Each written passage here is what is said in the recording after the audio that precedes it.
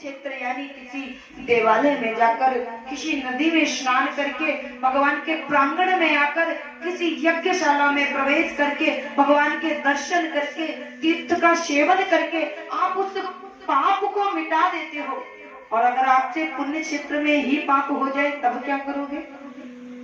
अन्य क्षेत्रे कृतम पापम पुण्य क्षेत्रे विनश्यति, और पुण्य क्षेत्रे कृतम पापम और वज्रलेपो भविष्यति। अर्थात अन्य क्षेत्रों में अगर आपसे अपराध हो जाए तो पुण्य क्षेत्र में जाकर के उसे नष्ट कर दिया जाता है, या वो अपने आप ही नष्ट हो जाता है।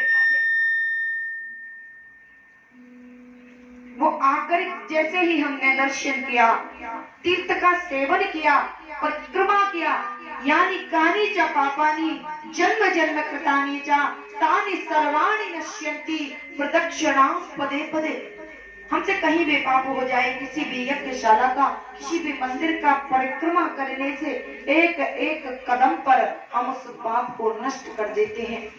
अन्य क्षेत्रों में पाप हुआ, हमने पुण्य क्षेत्र में उसे नष्ट कर दिया। अगर पुण्य क्षेत्र में पाप हो जाए तो उसे कहीं मिटाया नहीं जा सकता।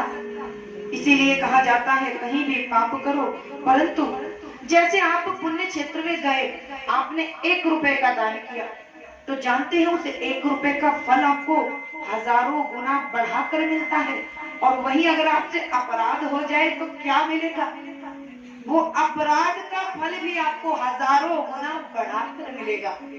इसीलिए कहा जाता है प्रयास करो पुण्य क्षेत्र में अपराध ना हो जाए।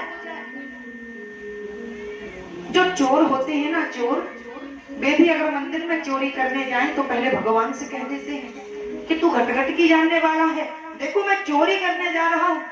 तुम्हें पता है संसारी सो रहे हैं पर संसारी का रक्षक नहीं सो रहा है। मैं आज चोरी करने जा रहा हूँ, तू जानता है। और चोर भी भगवान को बताकर चोरी करता है, तो भगवान भी उसके दोष को, उसके पाप को क्षमा कर देते हैं कि तूने मुझसे कहा पूछ करके चोरी कर रहा, तो वो चोरी नहीं हुई, क्योंकि उसने भगवान को सब कुछ मान लिया। इसीलिए कहा जाता है कि अन्य क्षेत्रों में पाप हो जाए पुण्य क्षेत्र में मिटाया जाता है, और पुण्य क्षेत्रों में पाप हो जाए कहीं नहीं मिटता। इस कारण से पुण्य क्षेत्र में प्रयास करो कि पाप ना हो।